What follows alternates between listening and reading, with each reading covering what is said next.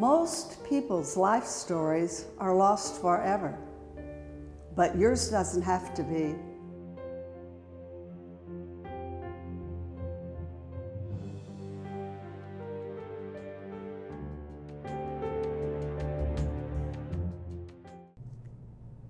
Tonight, we're interviewing for our Life Stories programs Jagan Nath Khalsa. Jagan Nath, good evening. How are you? Very good, thank you. First, we'd like to have you tell us where were you born and a little bit about your early life, your times, the number of siblings you had, and where you grew up. I grew up in Chicago, Illinois. I have a brother who's 3 years older than myself. I was also born as part of twins, and he had a heart defect and died at the age of 3 months. And his name was Stephen. I grew up in Chicago. I went to school there. I lived on the north side. I went to public grammar school, elementary school, and high school. Had a nice, good childhood. Very interesting. What was your childhood name? My name was Stuart Golden. Goldman. Okay. Golden, like golden orb. Oh, okay. And how long did you live in Chicago? I lived in Chicago till end of high school, about 17 or 18. And then I moved to go to college. And where did you go to college? I went to Washington University in St. Louis, Missouri. Oh, and what was your major? I was a mechanical engineer. I went to a technical high school called Lane Technical High School on the north side of Chicago and got a good background, so I was all fit for an engineering study. Okay. And is that currently what your profession is, or have you? Well, I've done many things, mostly gravitating around technical work. I did do mechanical engineering for a short time after I got out of school, and I was doing heating, ventilating, air conditioning, ductwork layout, draftsman. And after a year and a half, I felt that I was sort of at a dead end because I really didn't have any mentor where I was working. And a friend of mine was working in a lab at a medical school nearby, and he needed somebody to build electronic gizmos. And he asked me if I would be willing to make a move, and I jumped for it. It was half the pay and half the hours, but very exciting. Well, what's it that you developed, or he was developing? Well, he was doing neurological research with recording electrical signals from the brains of live animals as they did tasks. And to monitor these brain waves, he had special electrodes on the surface of the brain, and he needed equipment that would process the signals. And this was the advent of the beginning of the digital age, where people were being able to build logical circuitry and computer circuitry in their own laboratories. It didn't need to be done in a factory or in a research lab. So I built equipment. It was very fulfilling because you had LED indicators and counters and all kinds of visual things that actually worked. When you connect these things up, you could see reward juice flowing to the monkey. You could see brainwaves. It was really hands-on and fun. I was always an electronic enthusiast when I was growing up, and this was just like being in a candy shop. Great. So did any of the research lead to any of the brainwave and the latest brain technology that we have today? I don't know how it followed through because I didn't stay with that very, very long. I know that the work that we did was very helpful to the people there who had epilepsy, and the doctor who led the study there found that if you could stop the epileptic seizure just at the place in the brain where it was starting from. This is for patients who couldn't respond to medicine. They came as a last resort for surgical. And with our monitoring equipment, we could help the doc discover where the focus of the seizure was. And then if it was not a part of the brain that dealt with sight or hearing or some of the other motor areas, he could surgically remove that one little portion and give this patient 2 or 3 more years of valuable, useful life. Wow. And so it was a good thing. And how long did you stay there? That was about 7, 8 years altogether.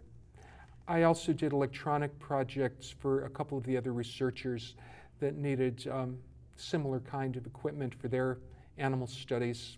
Yeah, was this Washington University? This was all Washington University Medical School. Yeah, they had a lot of innovative studies, even the Masters and Johnson study, which is so big now on TV. I don't know if you've seen that.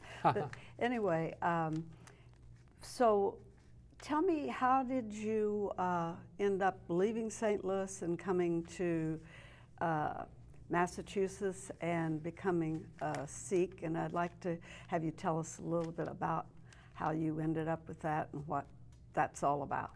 Thank you, sure. I believe that I've always been a spiritual-oriented person.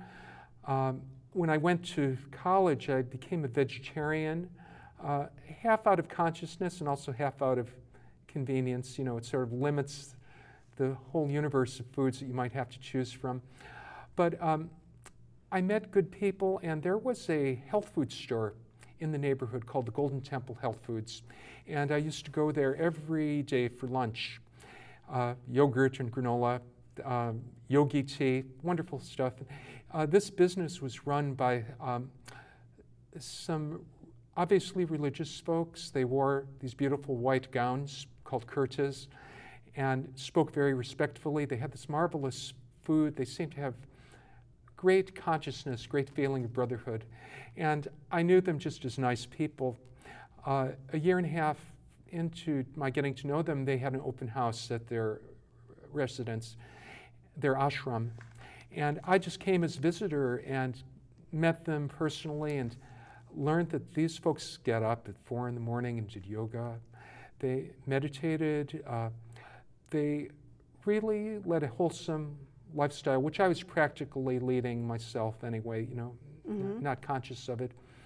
But I think the overriding feeling I had was that this group of people was very family-oriented. They had good values. And so I took yoga class. I met the spiritual teacher, Yogi Bhajan, took some specialized yoga class with him. Then we went to some solstice gatherings over the next year and a half.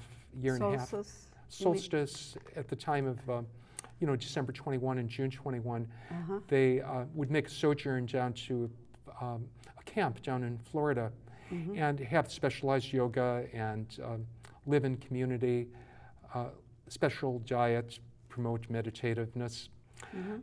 In Florida in the winter, and then in the summer they have land out in New Mexico.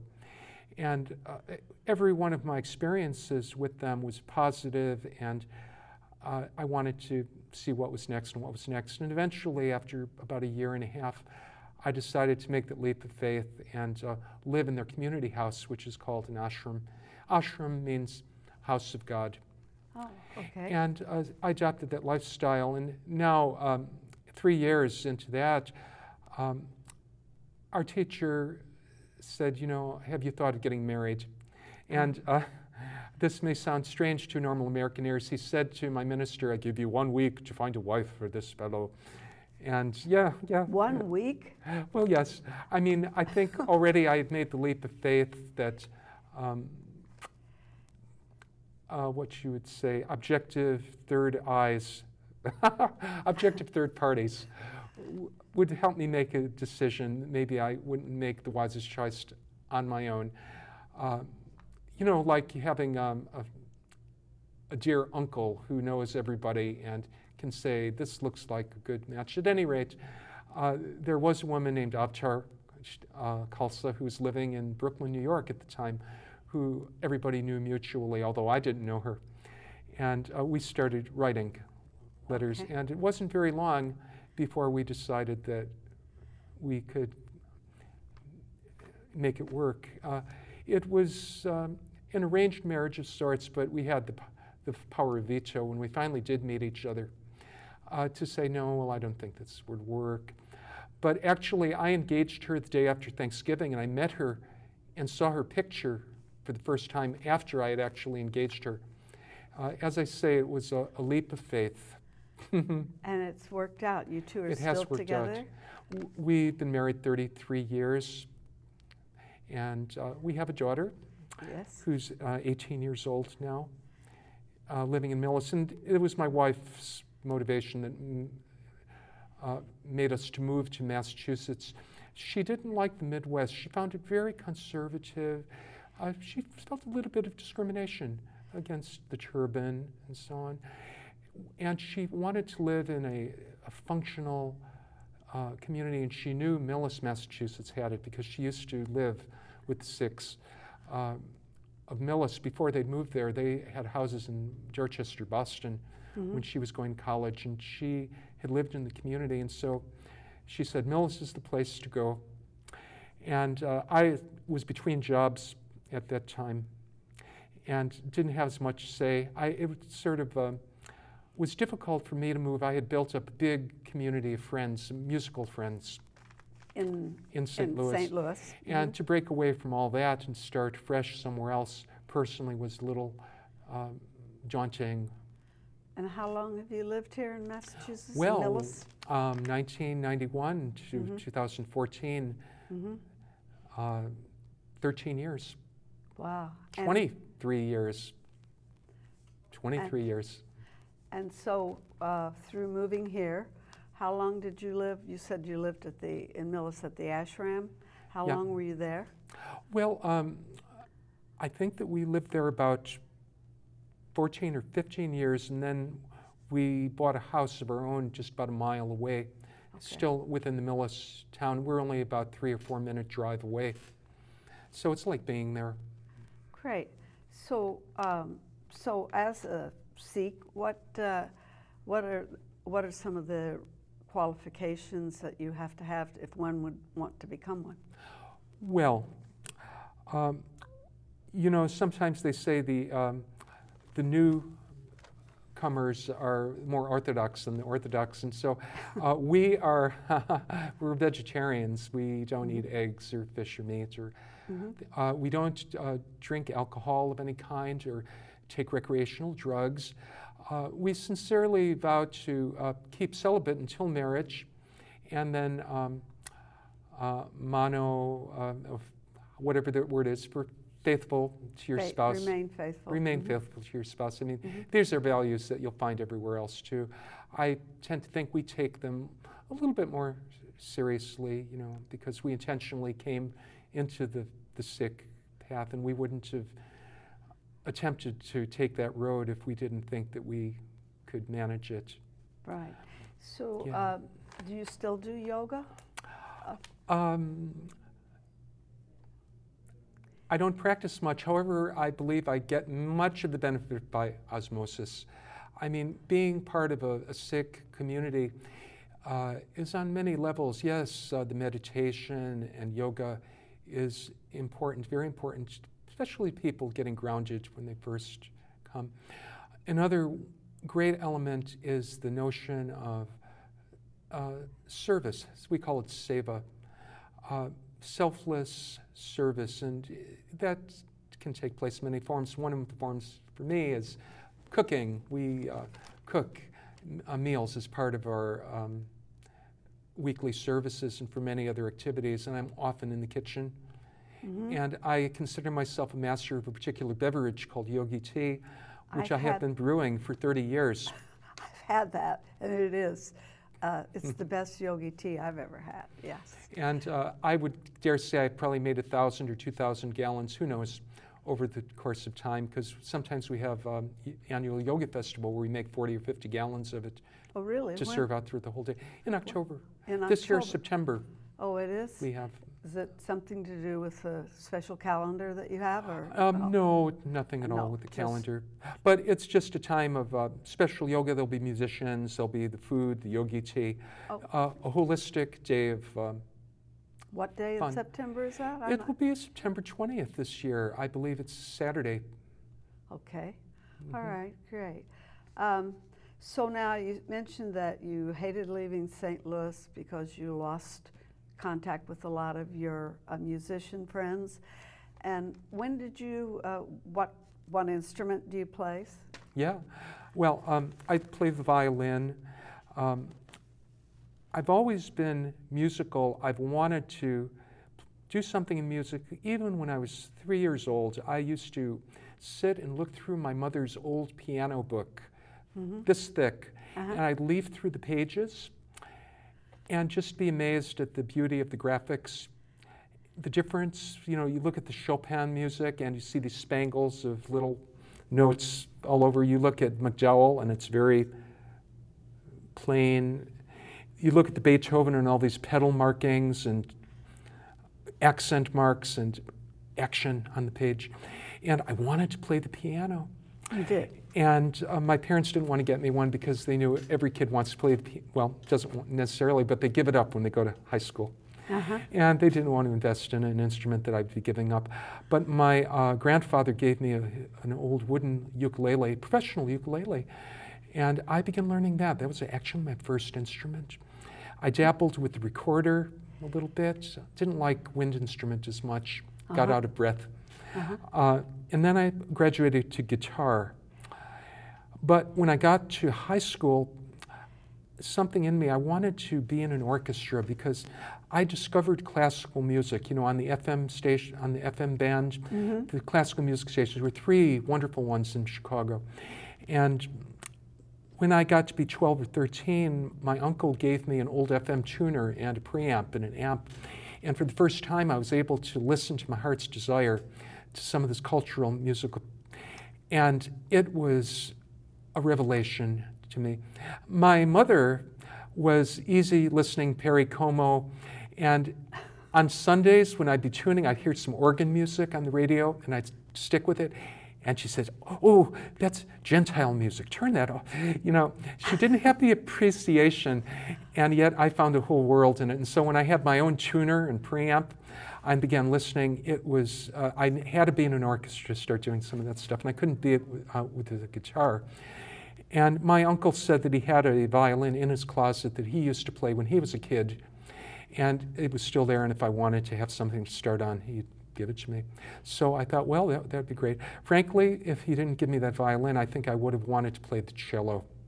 There was something about the deep bass voice of the cello that really gripped me. But it was the violin for me. I took group lessons between end of 8th grade and beginning of high school in a summer school, 6-week course. 20 of us in a room, one teacher, all of us beginners, violins, violas, cello, all learning. We had a bellwind string builder, and from scratch we began. And then, of course, when I got into high school, I quickly got a private teacher.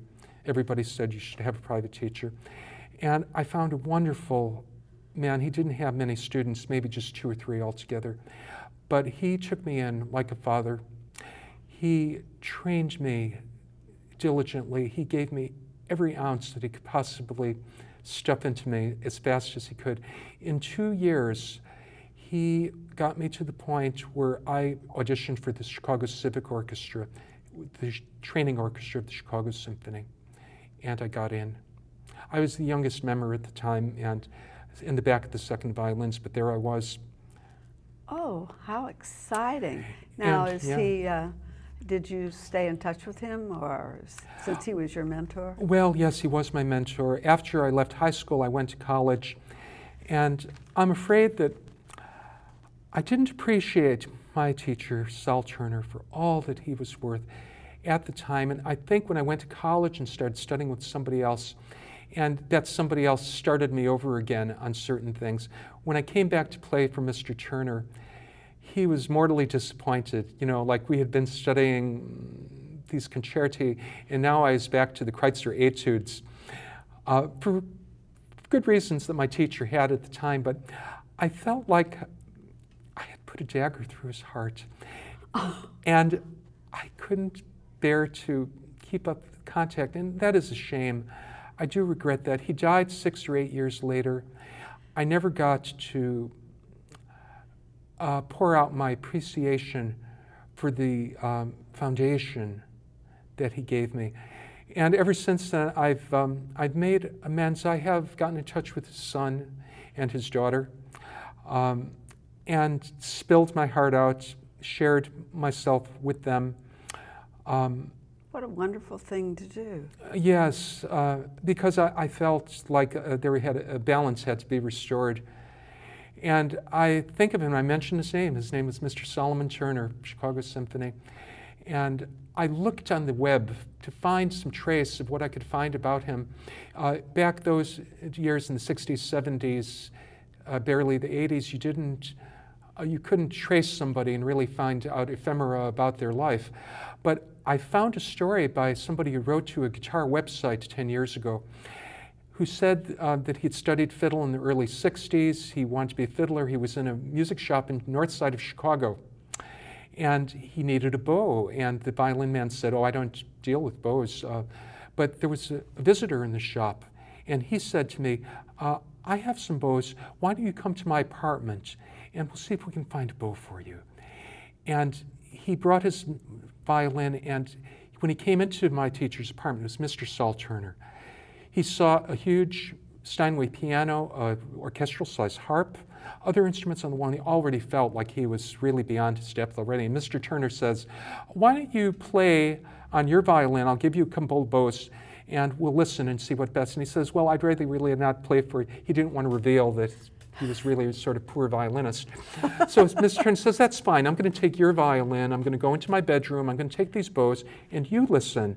And so Mr. Turner spent an hour or two with them. A, B, A, B. Does this bow sound better than this bow better than that? And they arrived at the best bow for him at the right price, probably spent $50.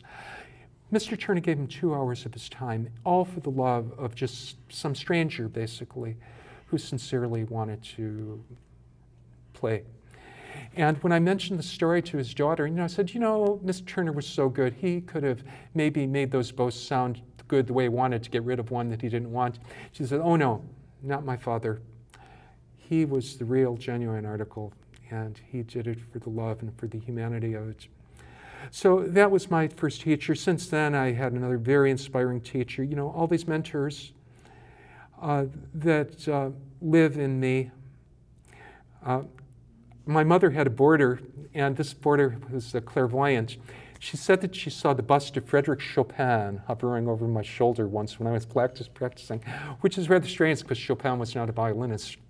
But I thought that was notable. That is an interesting story. So before we have you, before we end, I would like to have you play a little bit of the violin, because I have heard you and your groups. And so who do you now you've lived here in Massachusetts.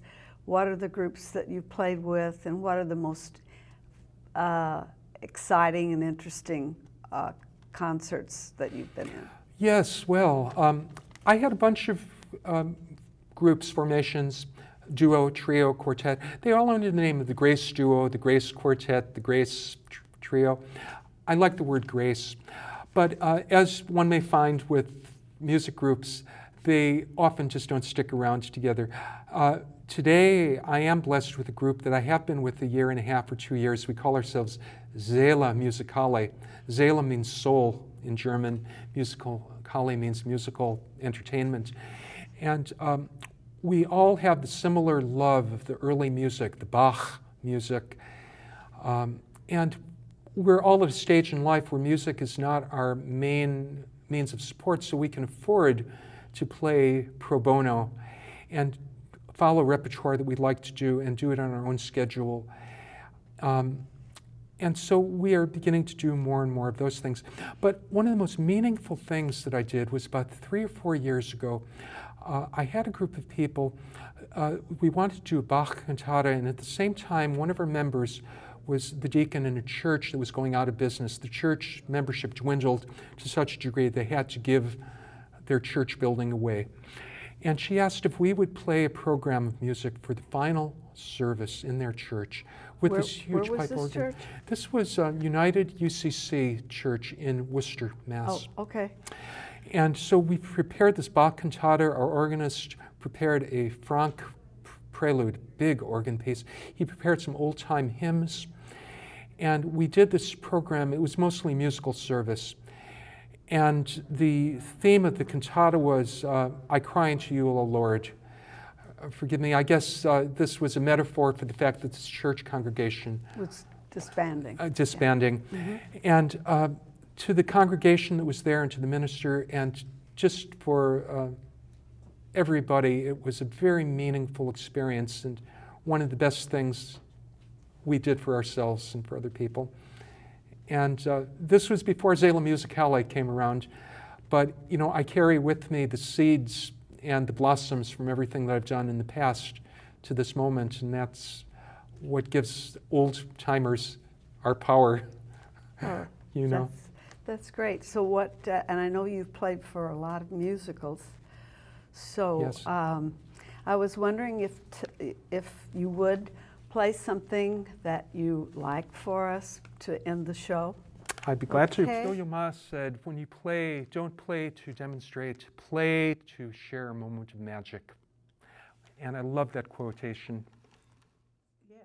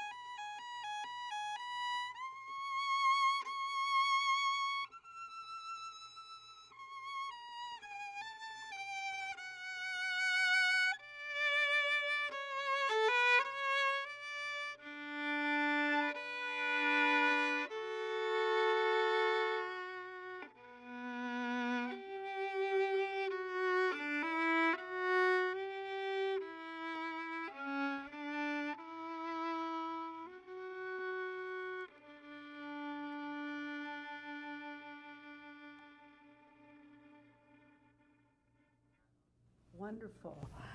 Interesting you would choose that. That was the first solo that I sang for one of my groups that I used to sing with. And it's one of my favorite songs. It's a song I used to sing to my nephew Luke when he was a baby, to put him to sleep. Well, anyway. I remember it because we did Wizard of Oz a couple of years ago, and it's a universal song that'll never die. Right, right. So, in closing, this has been our interview for Life Stories. A very interesting story and guest tonight, and I hope you'll stay tuned in the future for different stories. Thank you.